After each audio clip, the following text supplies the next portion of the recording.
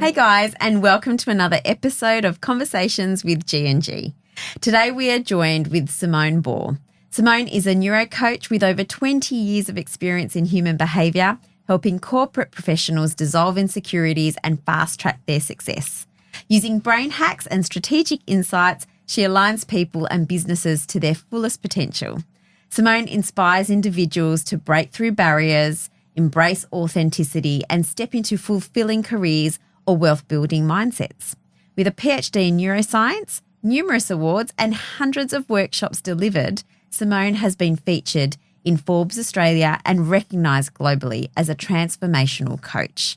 Welcome, Simone. Thank you so much, Gio and Giselle. Really great pleasure to be here. It's great to have you. That's an amazing resume you have there. I'm a bit shocked listening to it all read back to me, and you guys have obviously done your research on me as well. Well, it's all you. You've been wonderful. So thanks for joining us. Absolutely impressive. So excited to get into all these topics. It's very close to my heart.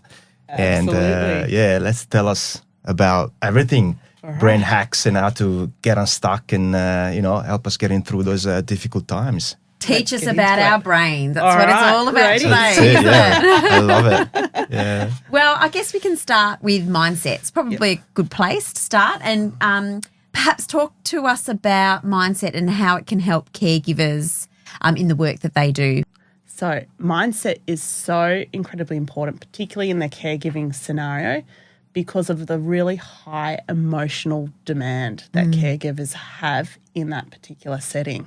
So if you go in with into a care scenario with anything at the back of your mind that you might be not focused on, all of a sudden that'll play out in your caregiving scenario. Mm-hmm. But if you go in with a particular positive mindset that you're going to help a person at their most vulnerable stages of their life or in their day, then you end up having the most wonderful time. But not only that, the person that you're giving the care to reciprocates as well. So mindset is really important when you go into the caregiving scenario and as you're giving the care to the recipient in terms of being able to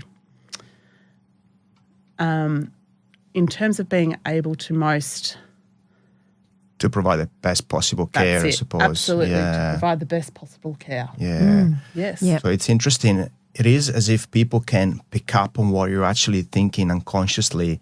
Yes. And being able to, switch off all the stuff that you got in your mind and enter into the space of the care recipient with, a clear mind and a positive and empowering mindset. It would transform the care delivery immensely, I suppose, as you say. 100%. And it can completely transform you. So if you think about it, if in a scenario where potentially you've had a pet and it's passed away, and you take that grief into a caregiving scenario and how that would roll out during the course of the day, rather than potentially going, you know what, maybe my mindset is not right to be able to give care because I can't look after myself first and foremost. And if I look after myself first and foremost, then I can be at my best to give the care, particularly because there is such a close connection in a caregiving scenario. And they always talk about that oxygen mask. That oxygen mask 100% applies with mindset as well. And if you go in going, well, I've parked that. Hello, microphone. I've parked that. My pet has passed away and I've dealt with it. And you come in and you give your full self to that other person in that caregiving situation, there's a completely different outcome.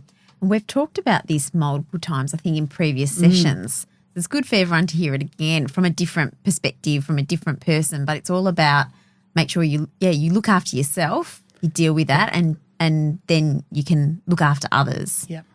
Yeah. In a much better self-care and putting yourself in the most productive mindset to be the best person you can possibly be to care for that person. Absolutely. And so what are some of those practical tips? So how can you do that actually? Yeah. It's easy and to say that, but Yeah. Yeah, so first thing is intent.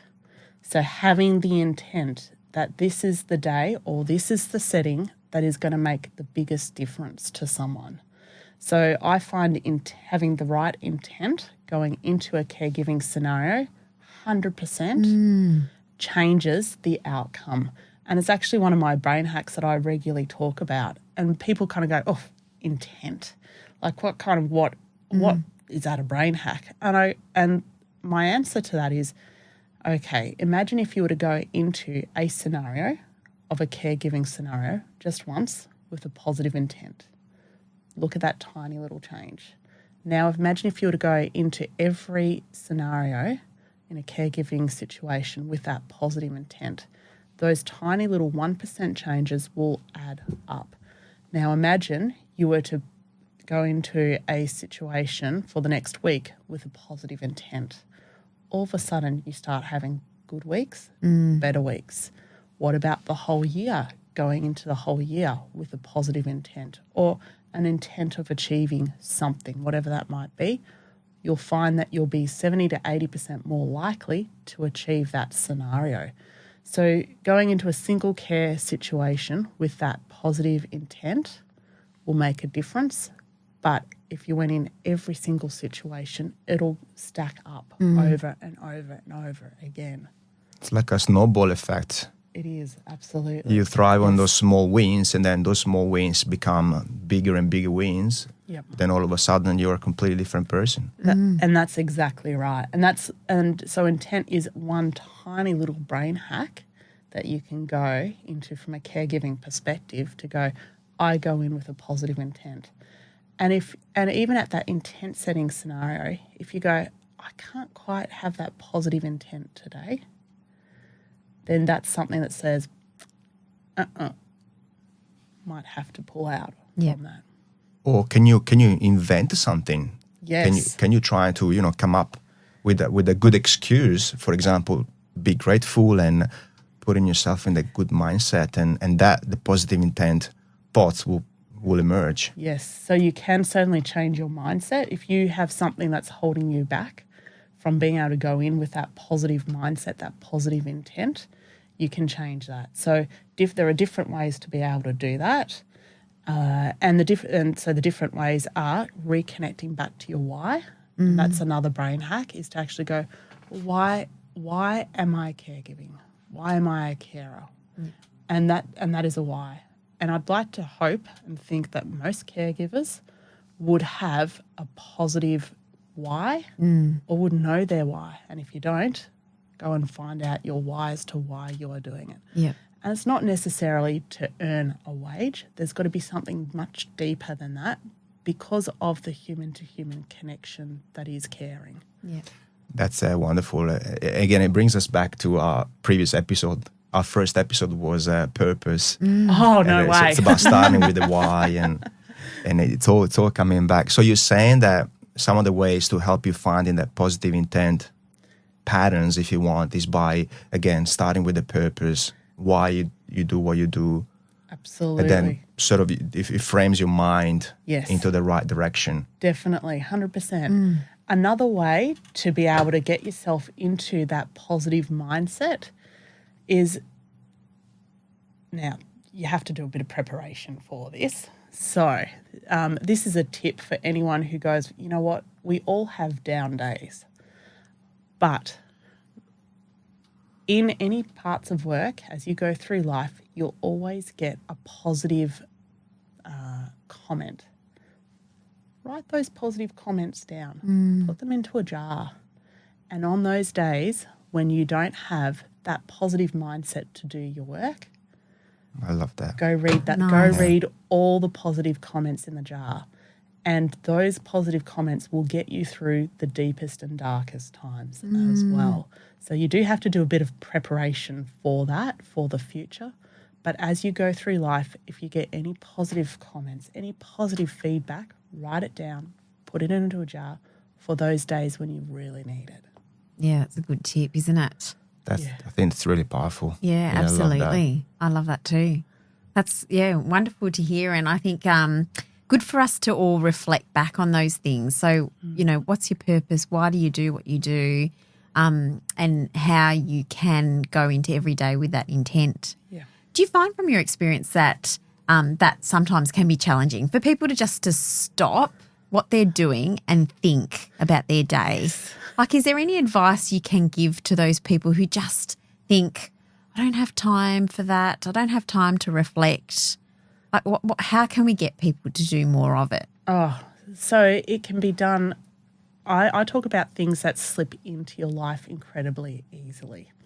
So from my perspective, I might go from an exercise perspective, and we're just going to run with this for a moment. Mm-hmm.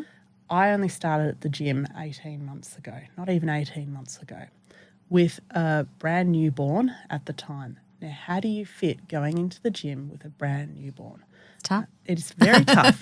It's very tough. So stay with me for a moment. And I went, well, what are the time blocks in my week that will not affect the family, that will not affect my life, that I can easily slip into the gym?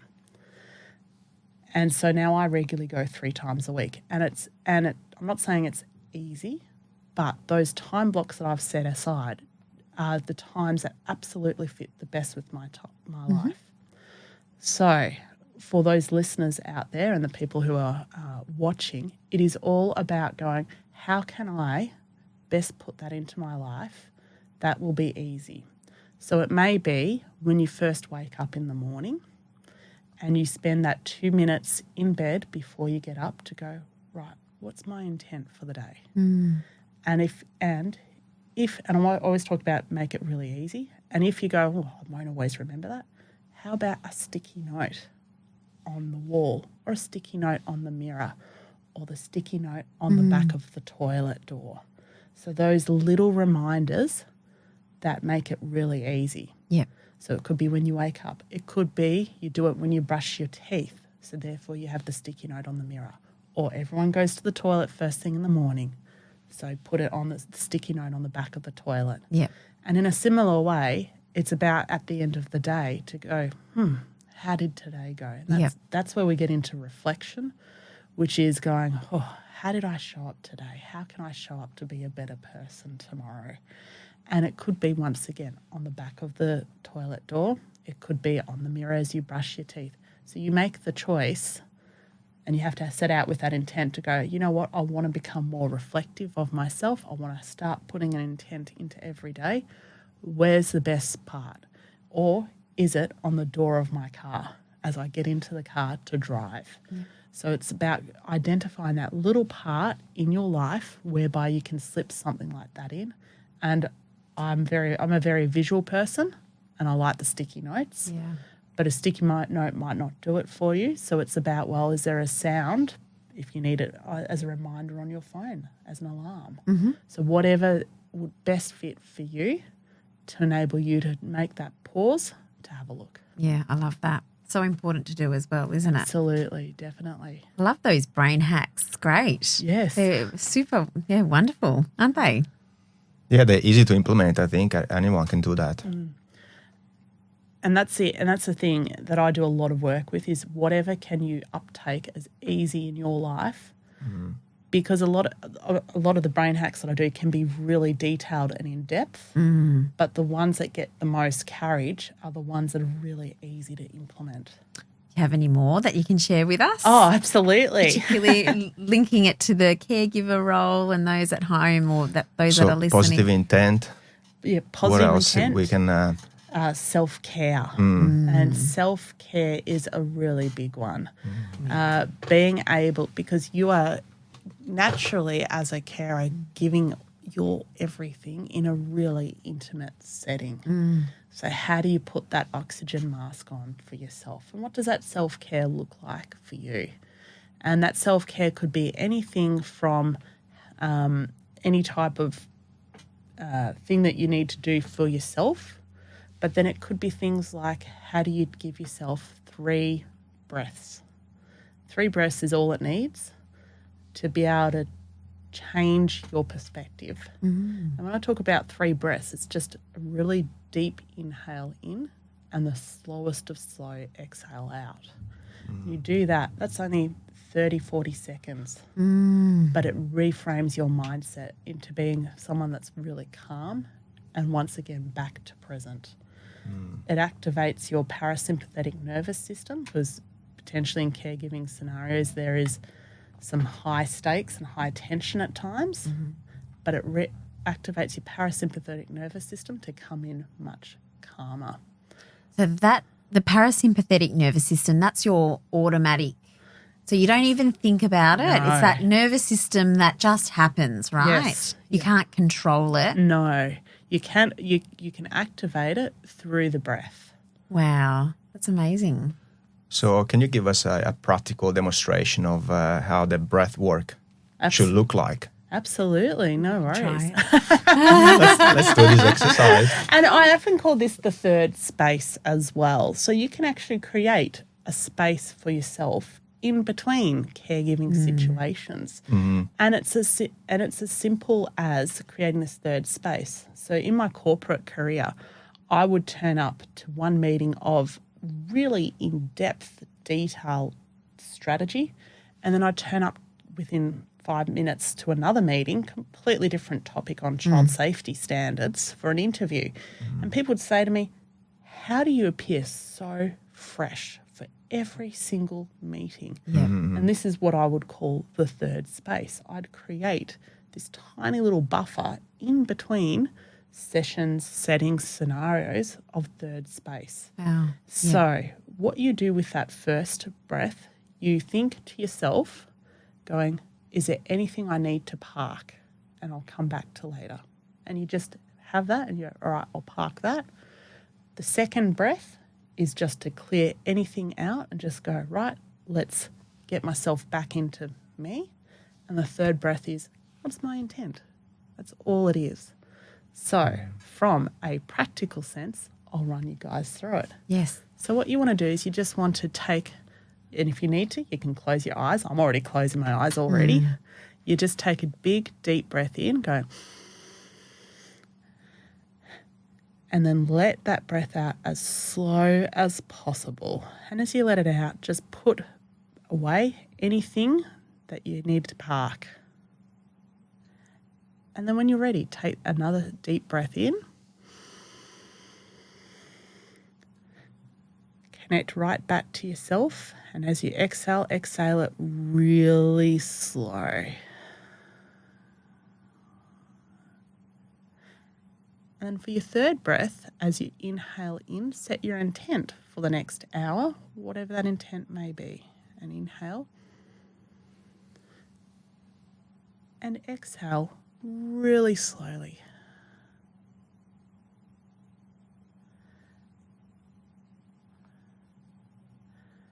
And open your eyes when you're ready. Now that was only 30, 40 seconds. I want to know from each of you what your intent is. You go first, Gio.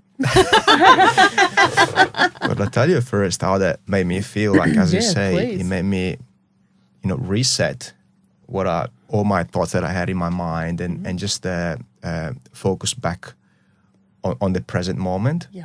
So I cannot think of nothing. And then from that point, thinking about how am I going to be the best possible, version of myself for the next hour or for the next job I need to do. And then you think about that and visualize that best version of yourself. Yes. For example, for me, I wanted to be creative for the next couple of hours because I'm working on other projects and I need to come up with ideas. Yes. So I'm visualizing myself being super creative and full of energy and positive. Wow. Amazing. And how are you feeling right now? Great. I feel like I could be the next Picasso. 30 seconds. That's all it took. I can see how that could be a really, really powerful exercise for our caregivers out there, both formal and informal, that are about to step into a different scenarios or difficult situation, trying to reset and be present and go in with that positive intent. 3 breaths is all it takes. Easy. Giselle. I feel like now that I was able to park things, I have more control. Like I know exactly what then I need to pick up and get back to. And I don't have to worry about them that they're still lingering. Like I've thought about it and I will go back to it and I've had that chance. So I feel like I'm a little bit more in control there. And my intent for afterwards is this morning we had a busy morning with our team, with a couple of people in the team. So as soon as we're off here, I'll be there to support them. So that's going to be my intent for the afternoon, is to check in on them and make sure that they're going well and they're on track with their day as well. So it's more about the support that I can provide others. That's amazing. This is probably the best tip I've learned over the next couple of months, I should say. It's simple and powerful. I love it. It is great. This is the thing. It's the most simplest things that actually are the most powerful. Yeah. And all it is you've just created for yourself a third space. So rather from running from one thing to the next, you've taken that 30 seconds. Yep. And who's ever going to argue 30 seconds? Yeah. To then create that third space for yourself. You park everything, you reconnect back to yourself, you set your intent, and off you go. Yeah. Absolutely. Amazing. And that breathing work is so important. So it's a good reminder to just have that deep, breathing work for you, and then oxygen is life, right? Absolutely. Because when we're stressed, we tend to breathe really quick and shallow, right? So it's a good reminder to, back to it. And in today's life, we are all shallow breathers. Our sympathetic nervous system is on all the time. Yeah. And that's why we have our mind racing. It's why we are Stressed. just so stressed. And a simple 30-second breathing activity like that, once, twice a day, however many times you need, is enough to shut that down, quieten it, Wow. allow you to reconnect back to yourself, allow your subconscious mind, and I do like to talk a bit about the mind as well, to start to go outwards, so then you can be your best version of yourself. Love it. Yeah, I love that too. What's next? All right. Wow. Yeah. Boundaries is another one too. Big one. Knowing your boundaries. So often in such an intimate setting, your boundaries can be, there can be a bit of a grey area around those boundaries. Yeah. And I find that you need to be very aware of your boundaries and understand where your boundaries lie. And that is from all sorts of perspectives. So we're not just talking about the physical boundaries. We're talking also about the mindset boundaries. We're talking about the energy boundaries. We're also talking about values boundaries and privacy boundaries. Professional boundaries. Professional boundaries as well. For us is very, very important in the caring role. Yeah. Yeah, can you go a little bit deeper in that and give us some practical examples of what you're referring to? Yeah, sure. So for me, it's about understanding your boundaries. So I'm gonna take it back to my mum. I do always like to talk about my mum, and no, I'm not in a caregiving scenario with her, but I find that she's always such a good source of stories. Now, my mum has had an ongoing issue around fences. And that ongoing issue has been many years. And it's caused myself and the family a lot of heartache with the dispute that has arisen between herself and the neighbour. So for me, I've created a boundary that she's not allowed to talk to me about fences. Yeah. Anything around fences. And so from a practical perspective, I've put that boundary there because when she talks to me about fences, I find that I get very annoyed. But not only that, she could talk for hours about a fence. And is she after advice, or is she just sort of getting it off her chest? Getting it off her chest. Yeah. So in a caregiving scenario, I'm sure that there's plenty of scenarios where people just need to get things off their chest. And if it triggers you, like me with the fence, because I've been down that path, and if it was me with the fence, I would have dealt with it much differently. Yeah. And so it's a very simple thing of saying, please don't talk to me about the fence anymore. Now, you can set that boundary up with the person about please don't talk to me about whatever item it might be, or from a physical sense or a professional sense saying, oh, you've overstepped the boundary there.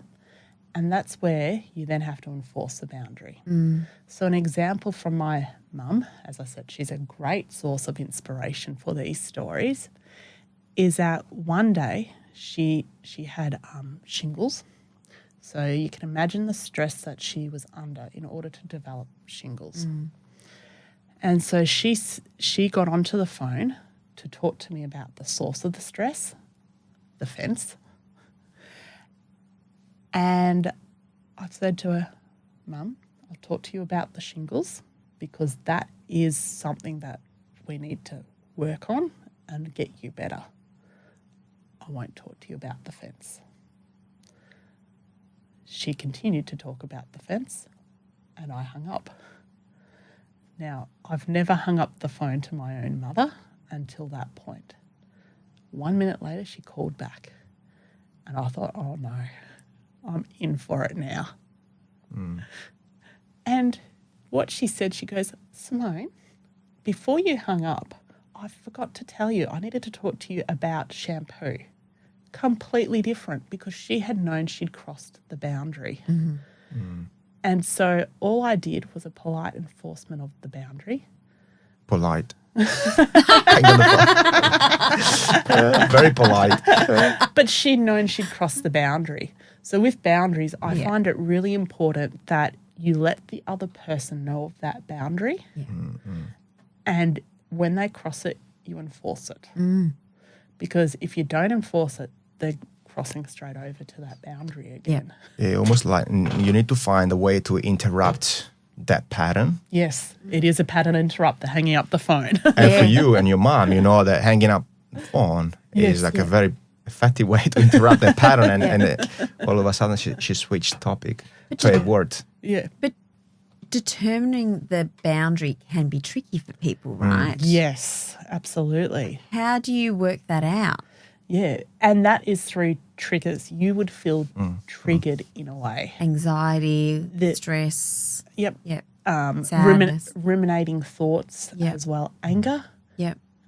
So for me, when my mum spoke to me about the fence, I felt anger. Yep.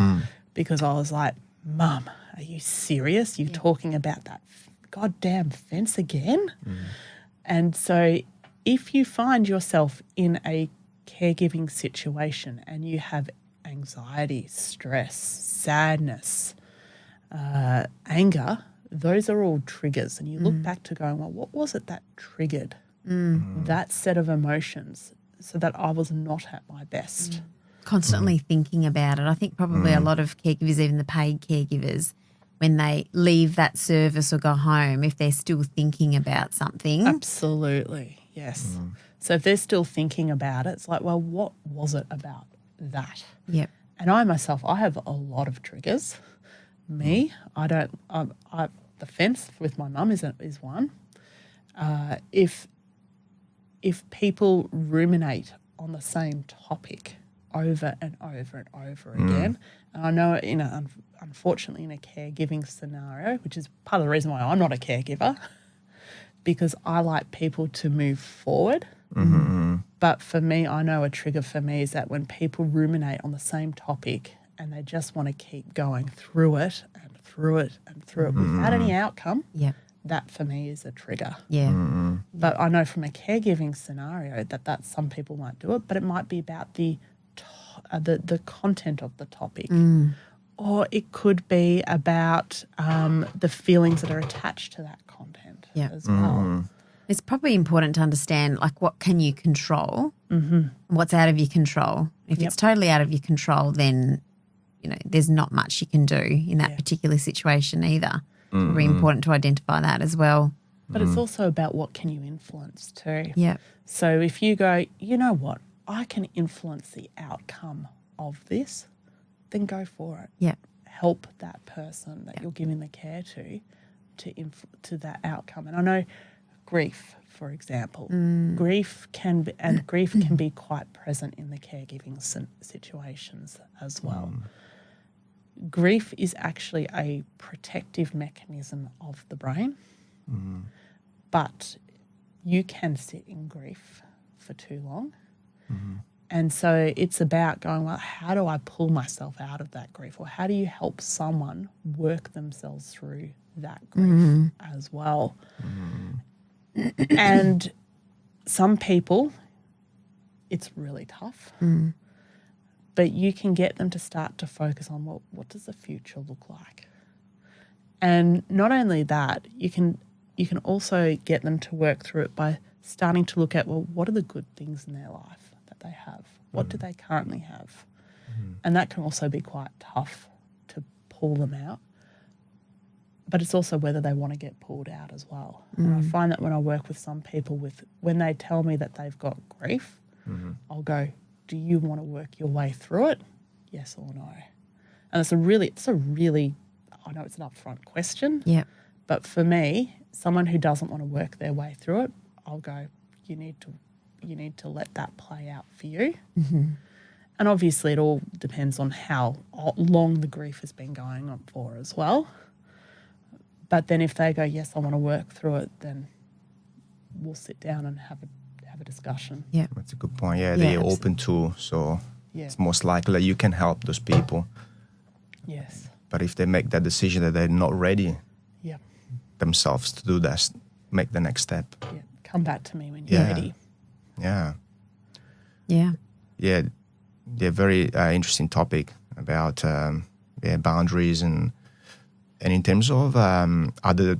How do you interrupt those patterns? Again, what are some of the examples that practical examples that carers can use? Yes. To interrupt that and. Yep. So it can be a range of things, anything from changing the topic of the conversation. The other one is as well, and it may look harsh, but a simple hand up, as in, I think you need to stop there. But you can see how in the way that I've said it, it's in such a caring way. Yeah. But a pattern interrupt of, I think you need to stop there. I think you need to take a deep breath right now. You can see that that's given in a really caring way. Yeah. But the hand kind of says, that's the boundary there. Yeah. So you can do it, like it might sound, hey, put the hand up for the stop, but you can deliver it in a really caring way. Another way is you can leave the room and say, I'm just going to leave the room for 1 minute while we both recollect ourselves and can come back. Yeah. And you can see how I'm framing in such a caring way. And you can imagine, though, in some tense situations, it would be quite hard to frame it. But it is like, I'm just going to leave the room now and I'll be back in a minute once I've recollected myself. Changing the pitch of your voice. So often in some tense situations, you might find yourself yelling or just with a really loud voice. Taking that split second and go, hang on a sec, I don't want it like this. 1, 2, 3. Okay, now we are going to just change track a bit. And you can see all you've done in that pattern interrupt, 1, 2, 3, bring the voice down. So different pattern interrupts doesn't have to be like a hanging up the phone like I did with my mother. It can be a simple stop. Yeah. You can change the pitch or the voice, the loudness of your voice. You can leave the room. You can even move away from them for a sec. Just step back and just say, you know what? I need a moment to myself. Yeah. And for me, that already says a lot. And I recognise that the person that you're giving care to may not recognise that.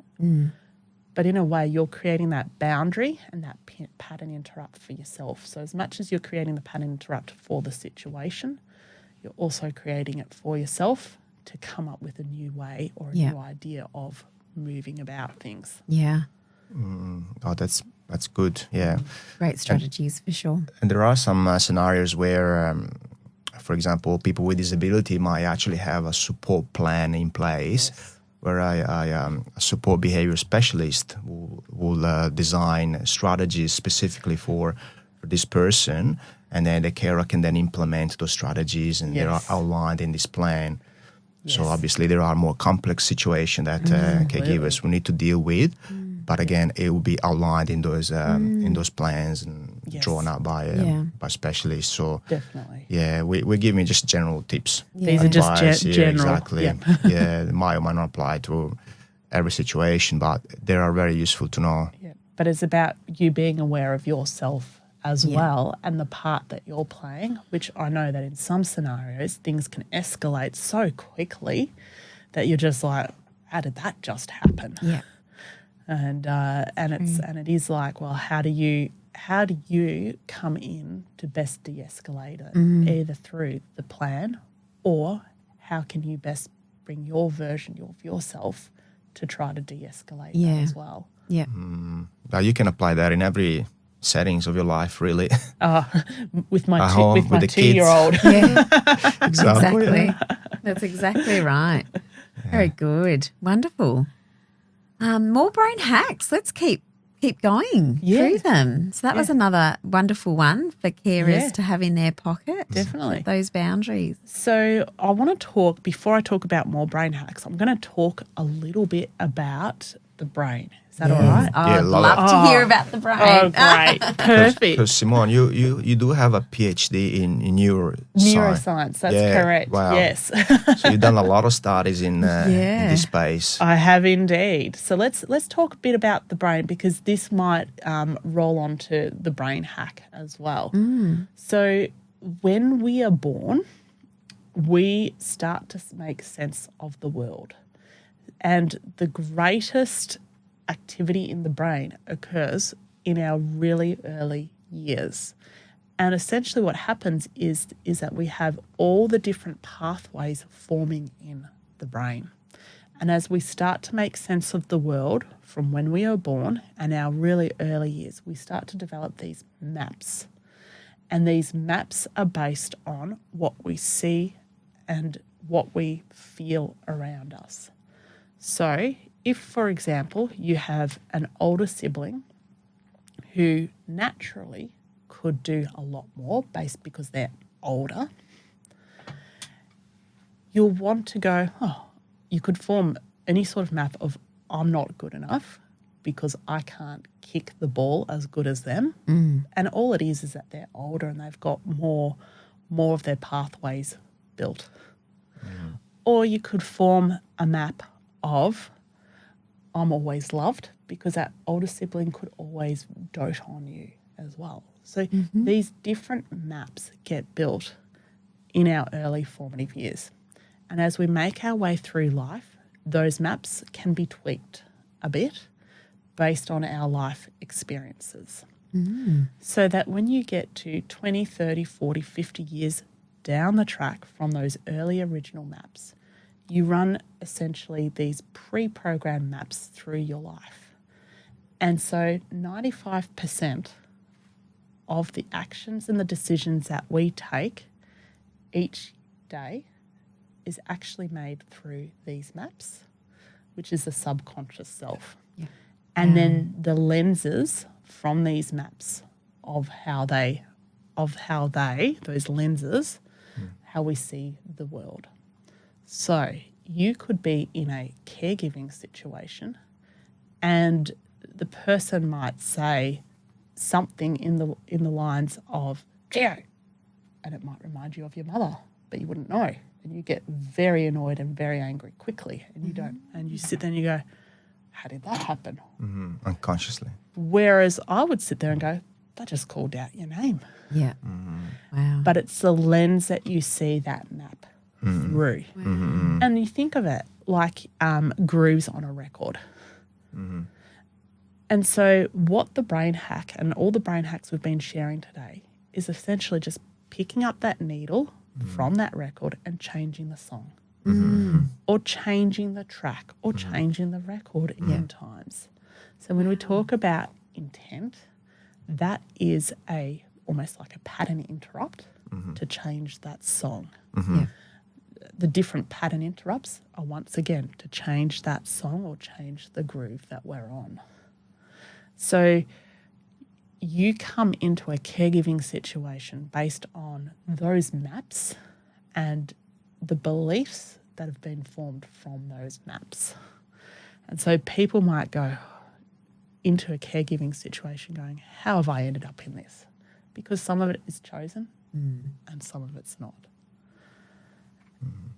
And so a way to start to change those maps is looking at going, how do I change the situation I'm in?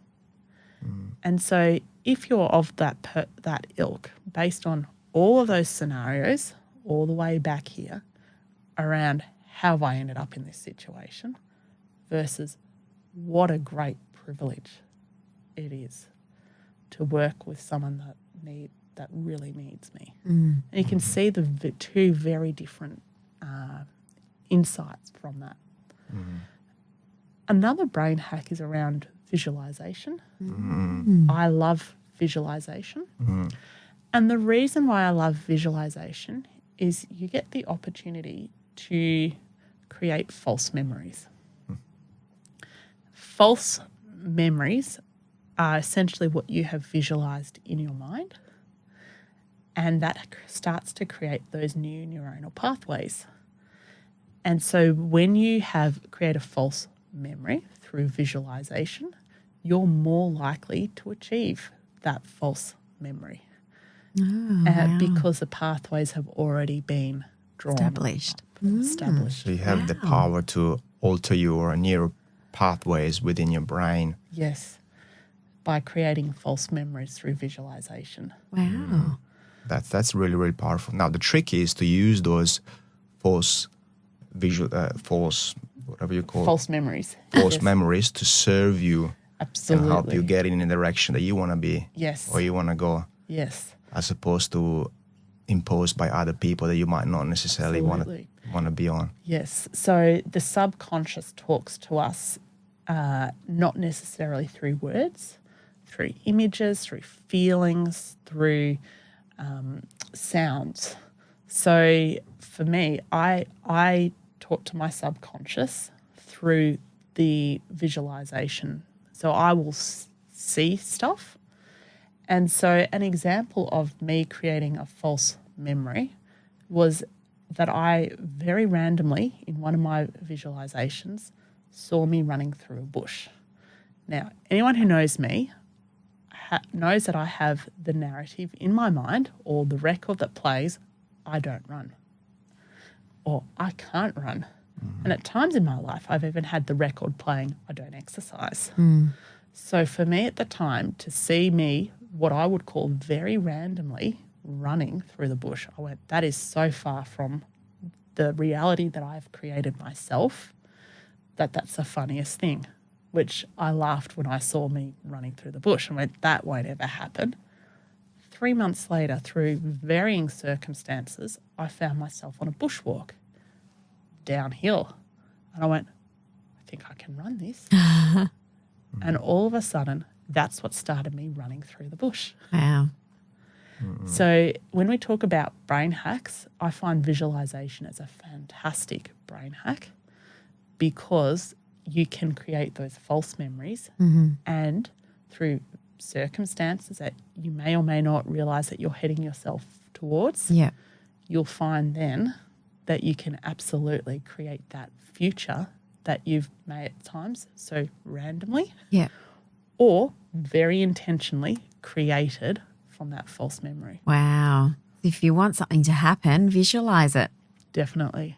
That's amazing, isn't it? Yeah, well, another way to put it is understanding what your beliefs are and then really understand if those beliefs are serving you to get you in the right direction. And if they're not serving you, well, challenge that. Yes. Create a new reality, a new future for yourself. Absolutely. By visualization. Yes. Yes. And so one way to work out your beliefs because we can talk very high up there, going, oh, are they serving you or not? A really tangible way, get a paper and pen. I'm all about tangible ways. Write down, what are your beliefs? And so it could be, I can't run. I'm not confident. It could be, I'm not good enough. I'm not good enough. All of that. Write them down. And then I challenge you. I'm not good enough. I'm not confident. I can't run. Where did they come from? Yeah. Where did they come from? Are they yours or are they borrowed? So my I can't run narrative, belief, came from a couple of incidents when I was 5 and 6 years old. That's how long that narrative has been running. The I'm not confident usually comes up at that age as well through a variety of mechanisms. And it can also come in often from our parents and our grandparents. So look at where they've come from and if they've been borrowed. If they've been borrowed, is that belief really yours or not? And those are different little ways to start to dislodge those beliefs and change that narrative. Yeah. And just real quick, how do you then challenge that belief to scrape it out of your mind and substitute that with something more powerful or more empowering? Yes. So you need to come up with one. So one belief that I've recognized in myself in the last 2 weeks, and it was so terrible, and I will share it here. One belief that came up, I feel like it's really terrible, and you guys might laugh, was I'm a frumpy school mum. And when I came up with that, first of all, the self-awareness of going, that absolutely disgusted me, but that's the belief that's been running around in the back of my mind the last couple of years. I'm a frumpy school mum. And that really disgusted me. So disgust is one of the biggest change makers to changing beliefs. It's a strong emotion. It's a very strong emotion. You can change a lot of habits with disgust. And so if that's not strong enough, find out what will really disgust you. And so I've looked at that going, I don't want that to be my belief and the narrative that sits at the back.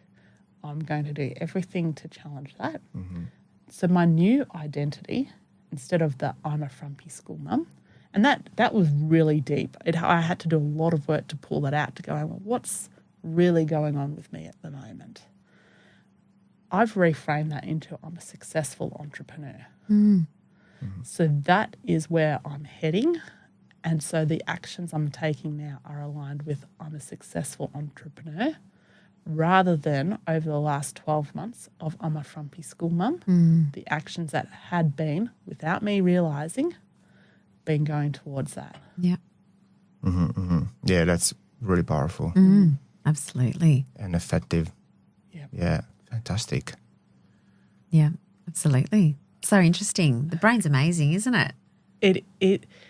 Yeah. 80% of our success in life is all around mindset. The 20% is around action. Yeah. So if you can get that work done on your mind and your mindset, well, then your whole life can transform. Yeah, absolutely.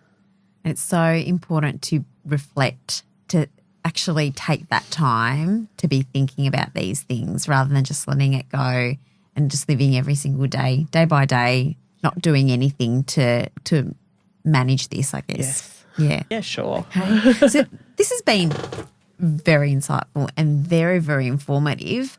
Is there something that our watchers and our listeners can refer to, websites or anything that to learn more about all of this? Sure. And the work that you do, maybe? Absolutely. Yeah. So first and foremost, they can go to www.afreshapproach.com.au, and that's my website whereby listeners can have a look at other podcasts that I've been a guest on and go deeper into different other brain hacks that I've put onto those.